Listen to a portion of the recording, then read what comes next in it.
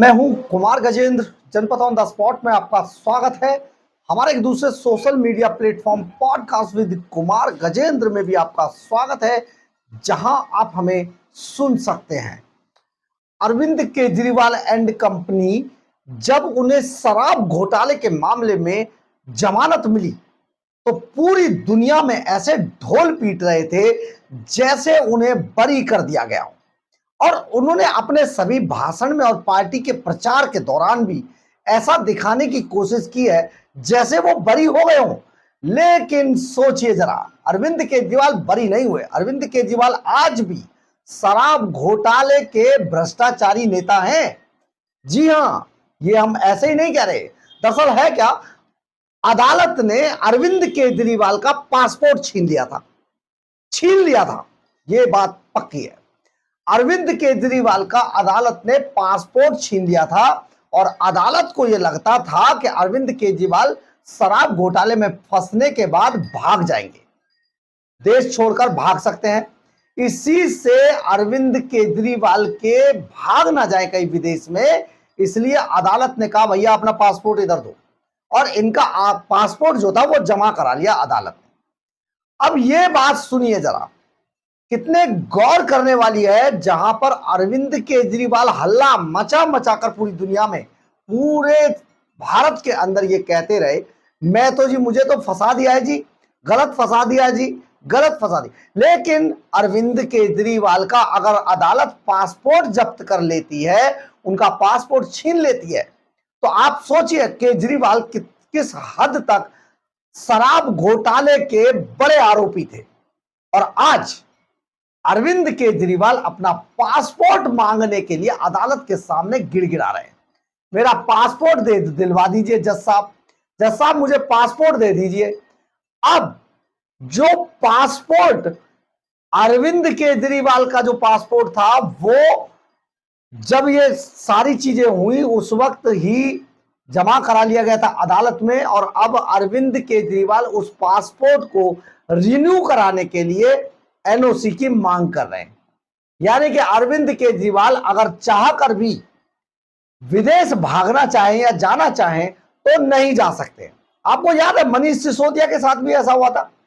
अदालत में मनीष सिसोदिया फर्जी टाइप की चीजें लगाते रहते थे। एक और बड़ा भ्रष्टाचारी, आम आदमी पार्टी का कद्दावर भ्रष्टाचारी मनीष सिसोदिया, इसके साथ भी यही हुआ। कभी अपनी पत्नी की बीमारी की बातें करता था, कभी किसी की, फिर इसने अपने भतीजे की शादी की बात की। लेकिन अदालत ने मनीष सिसोदिया पर गंभीर आरोपों को चलते कोई रहम नहीं किया और उनके साथ उनको कस्टडी पैरोल दिया था।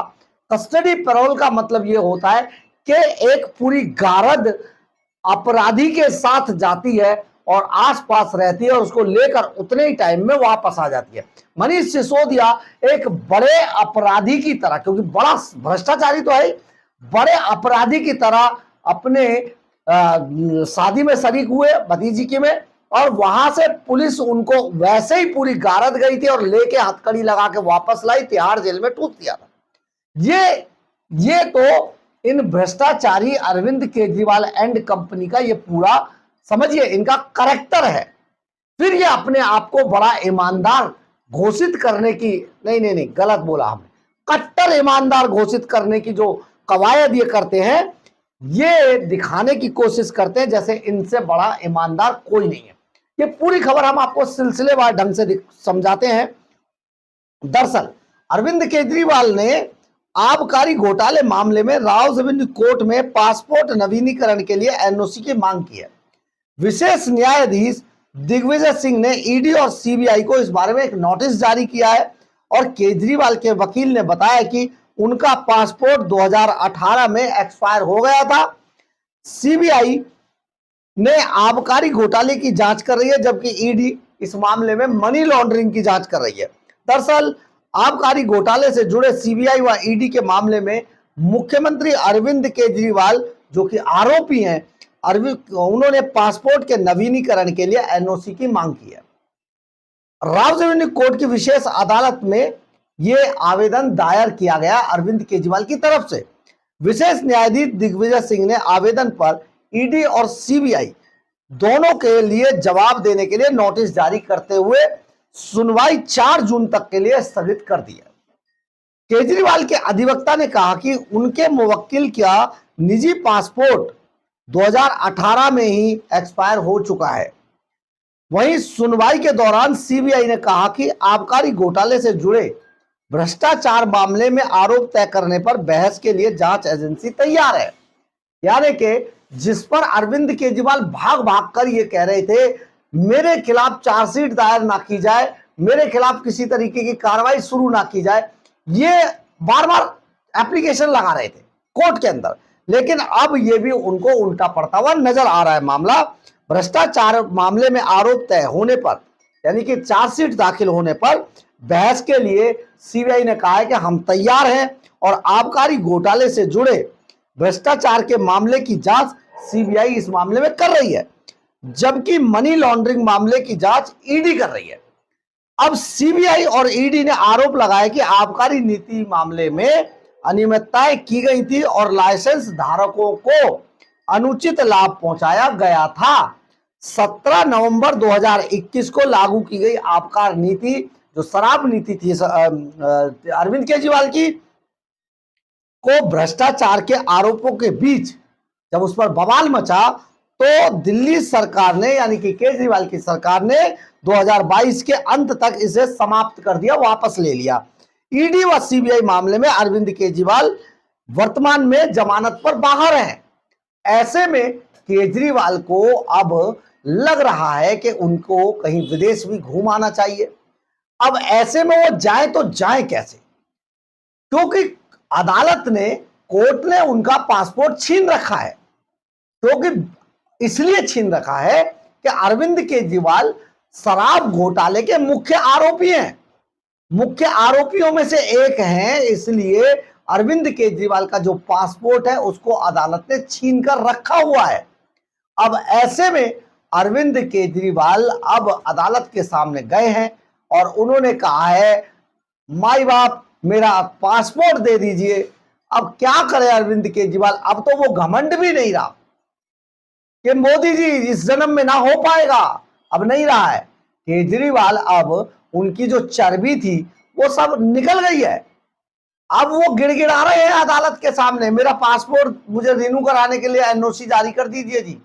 तो ये एक बड़ा मामला अब दिल्ली के लोगों के सामने उजागर हुआ है और उजागर ये हुआ है जिसमें कि अरविंद केजरीवाल एंड कंपनी, आम आदमी पार्टी एंड कंपनी जो कहती घूम रही थी पूरी दिल्ली के अंदर, पूरे भारत के अंदर कि उनको तो गलत फंसा दिया जी, हम तो बाहर आ गए, देख लो अब हम पे आरोप का है, हम तो जमानत मिल गई। तो आपको ये बता दे, इस बात से ये साबित होता है कि केजरीवाल एंड कंपनी किस तरीके से पूरे देश के अंदर झूठ फैला रही थी। और जबकि अरविंद केजरीवाल के मुख्य आरोपियों में से एक होने पर इस बात से मोहर लगती है कि अदालत ने अरविंद केजरीवाल का पासपोर्ट छीन के रखा हुआ था, जिसे मांगने के लिए अब अरविंद केजरीवाल अदालत के सामने गिड़गिड़ा रहे हैं। और अदालत ने दोनों एजेंसियों यानी कि सीबीआई और ईडी को नोटिस जारी करते हुए इस मामले की सुनवाई 4 जून के लिए स्थगित कर दी है। तो सोचिए जरा अरविंद केजरीवाल कितने भ्रष्टाचारी थे, उनके एक एक व्यक्ति, उनका जो उनके समझिए अलीबाबा 40 चोर का जो गैंग दिल्ली के अंदर चल रहा था, आज अदालतों में गिड़गिड़ाता हुआ घूम रहा है। ये बिल्कुल उन्हीं की तरह है कि एक ऑफिस के अंदर एक व्यक्ति को बॉस बुलाकर खूब लानत मलानत करता है और डांटता है, लेकिन बाद में जब वो व्यक्ति बाहर आता है ऑफिस से, कमरे के बाहर निकलता है बॉस के से, तो हंसता हुआ मुस्कुराता हुआ ऐसे छाती चौड़ी करके दिखा के चलने की कोशिश करता है जैसे बॉस ने उसे शाबाशी दी हो। तो सोचिए जरा किस मिट्टी के बने हैं ये लोग और कैसे दिल्ली को भ्रम में रखकर अपनी राजनीतिक रोटियां सेक रहे थे। सोचिए अरविंद केजरीवाल कितने बड़े भ्रष्टाचारी थे कि उनका अदालत को उनका पासपोर्ट छीनना पड़ा, और वो भी तब जब वो दिल्ली के मुख्यमंत्री थे। तो सोचिए आज तक के इतिहास में ऐसा भी कम ही हुआ होगा या बहुत कम देखने को मिला होगा जब मुख्यमंत्री रहते हुए किसी का पासपोर्ट अदालत छीन ले। और बाद में वो व्यक्ति गिड़गिड़ा कर अदालत के सामने दया की भीख मांग रहा हो कि मेरा पासपोर्ट दे दीजिए जनाब, मैं जरा विदेश यात्रा कर आऊं, क्योंकि घोटाले तो बहुत सारे थे। और हाँ, विदेश तो इनके लिए वैसे भी जाना जरूरी है। जानते क्यों? आपको याद है गुरपतवंत सिंह पन्नू ने क्या कहा था? गुरपतवंत सिंह पन्नू जो खालिस्तानी, अपने आप को आतंकवादी है और अपने आप को खालिस्तान का बताता है कुछ, हालांकि उसको ना तो, खैर छोड़िए उसके बारे में क्या बोलेंगे, वो इस लायक है भी नहीं। लेकिन गुरपतवंत सिंह पन्नू ने 133 करोड़ रुपया देने के अपनी एक वीडियो आज भी सोशल मीडिया में वायरल है, उसको आप देख सकते हैं। तो हो सकता है अब कई राज्यों में चुनाव लड़ने के लिए अरविंद केजरीवाल को बाहर से पैसा लेना हो और उसी पैसे को लेने के लिए तरह तरह के देश विरोधी लोगों से मीटिंग करने के लिए उन्हें बाहर जाना हो, या फिर शायद एक बिटकॉइन, कुछ राघव चड्डा बिटकॉइन, कुछ हो सकता है विदेश में जाना उनके लिए बड़ा इंपॉर्टेंट हो। खैर, इस पर नहीं जाते हैं, लेकिन आज अरविंद केजरीवाल अदालत के सामने गिड़गिड़ा रहे हैं, जज साहब मेरा पासपोर्ट रिन्यू करा दो, मेरा पासपोर्ट वापस दे दो। यह है दिल्ली का सबसे बड़ा भ्रष्टाचारी। सोचिए जरा, कैसे करके लोगों को गुमराह किया करता था, लेकिन आज फंस गया है और अब पंजाब में सुपड़ा साफ कराने की तरफ चल रहा है। बहरहाल, अगर आपको हमारी ये खबर अच्छी लगे तो आप इसे लाइक, सब्सक्राइब और शेयर जरूर करें। कमेंट्स बॉक्स में अपनी राय जरूर लिखें, इससे हमें बहुत बहुत बहुत ऊर्जा मिलती है। जय हिंद, जय भारत।